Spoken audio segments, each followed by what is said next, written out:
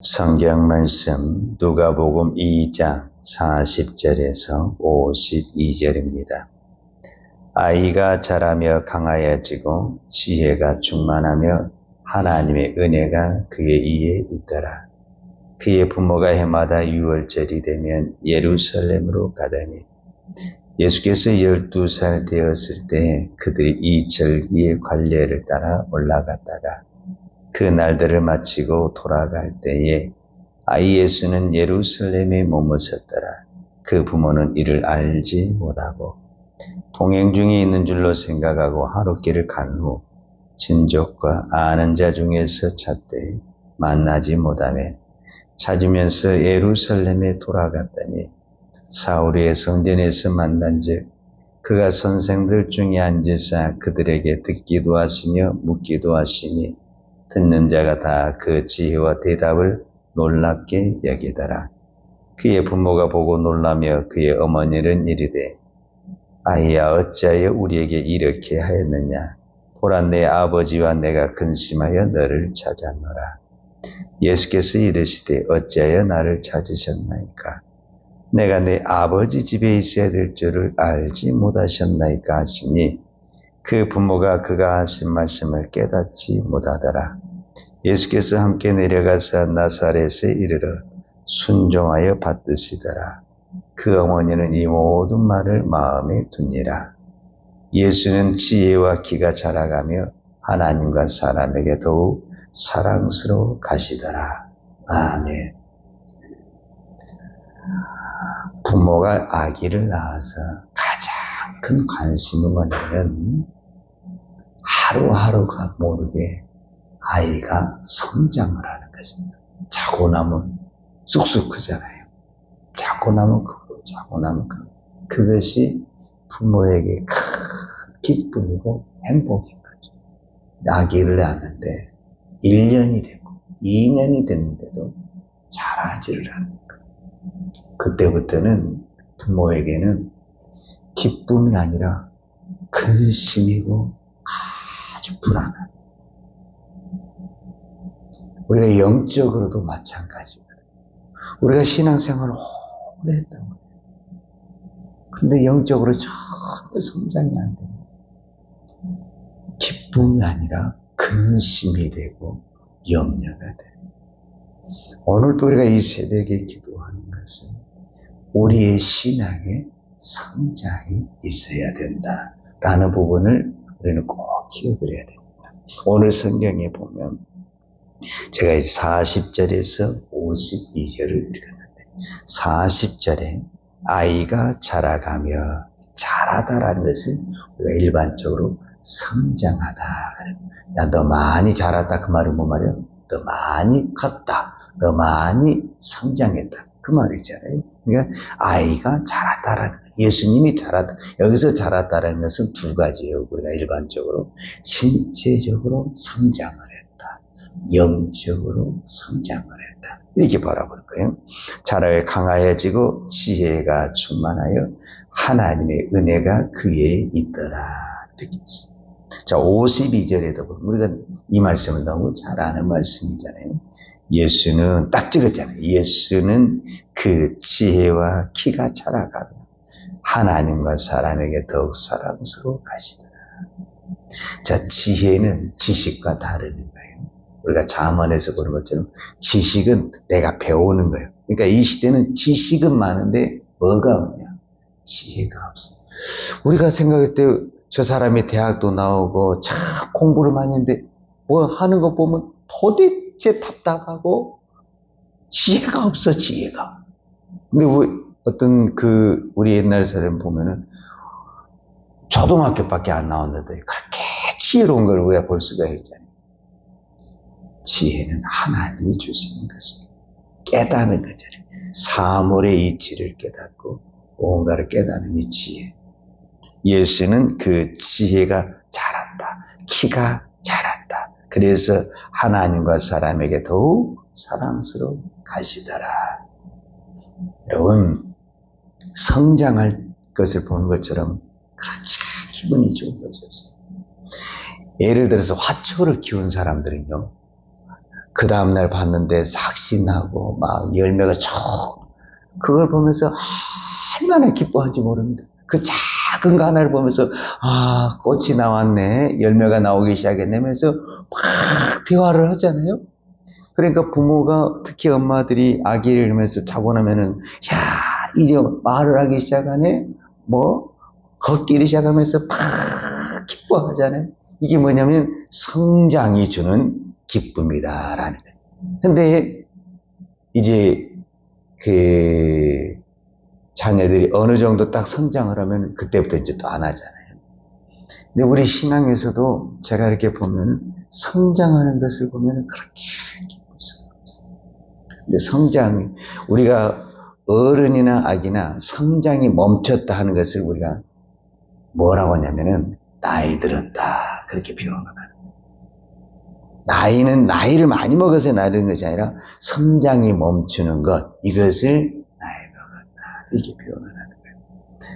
자, 우리가 대부분의 가정에서 보면 자녀를 키울 때 부모가 자녀들에게 말을 하잖아요. 근데 애가 성장을 안 해가지고 부모의 말 뜻을 알아먹지를 못해.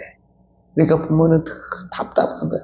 부모의 마음을 알아먹어야 돼. 말귀를 알아먹어야 되는데 그렇게 말을 해도 알아먹지를 못하는 거예요.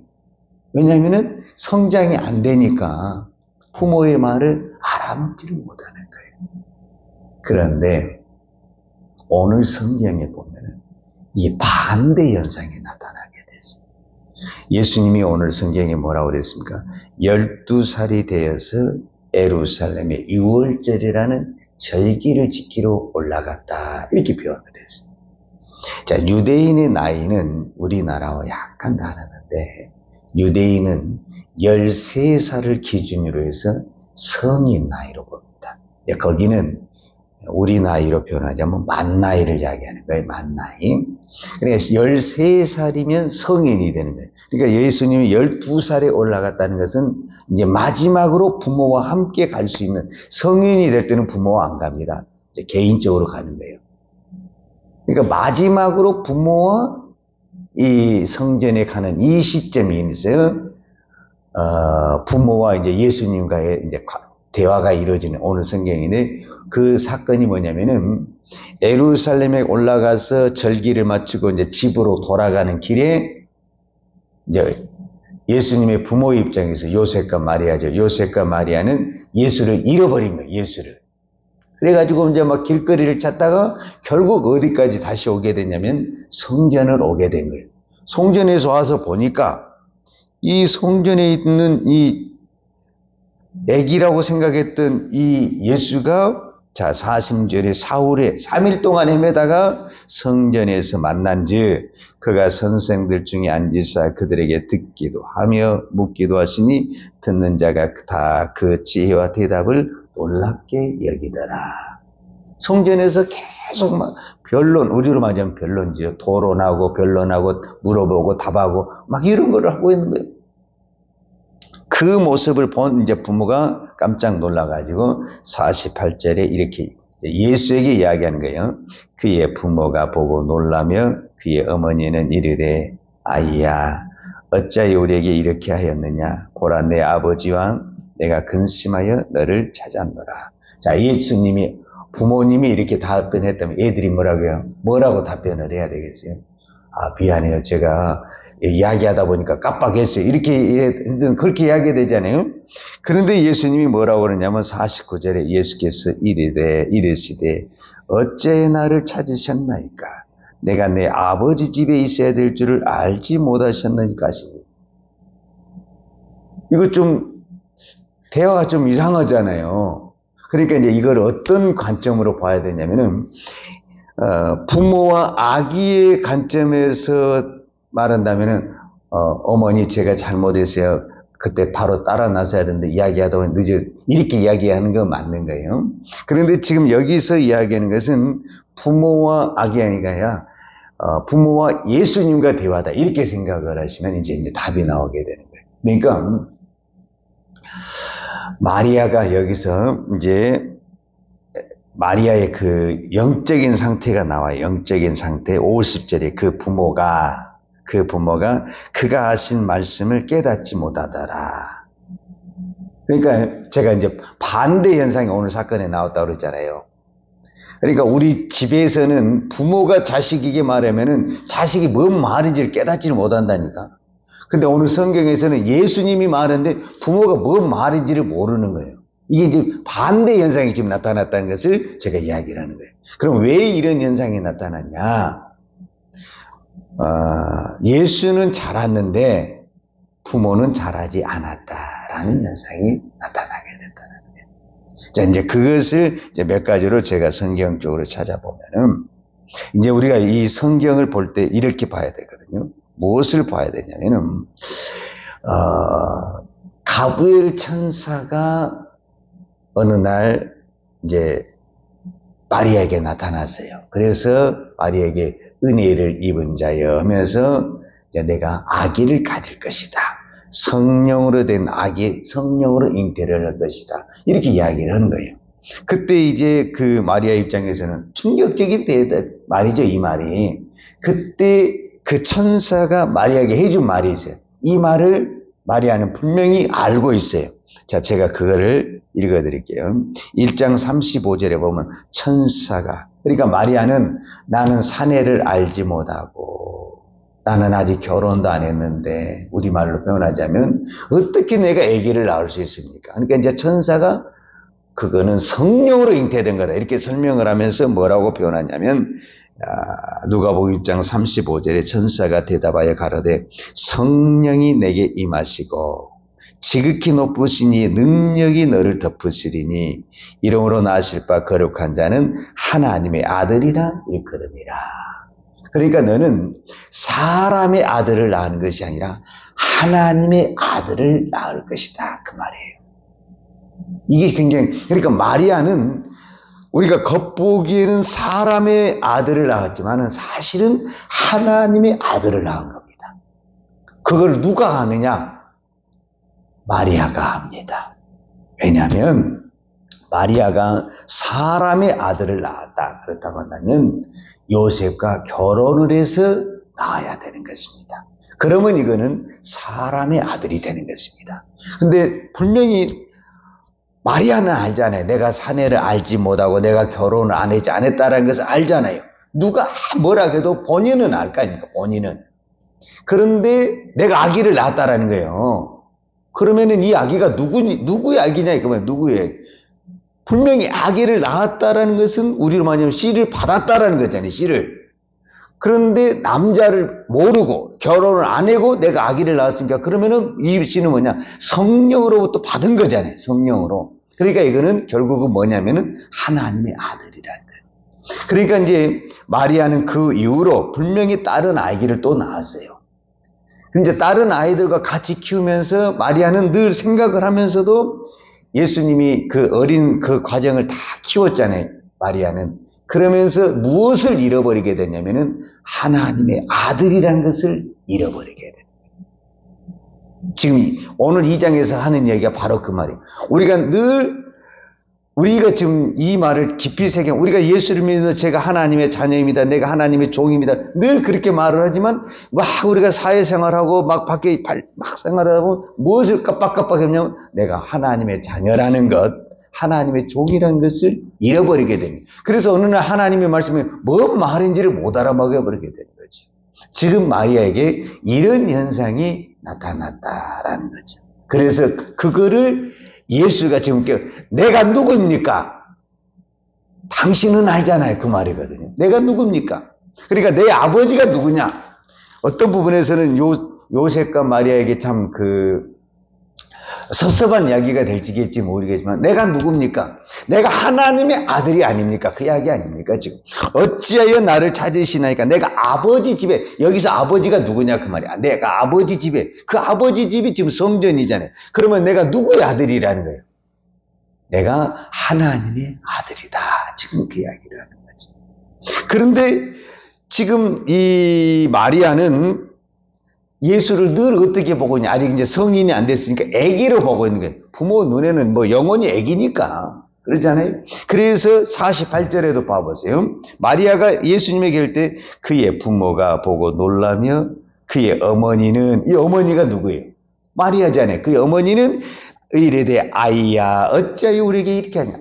애기를 부를 때 예수를 부르지 아니고 애야. 우리가 대응을 했잖아요. 애 너 이리 좀 와봐라.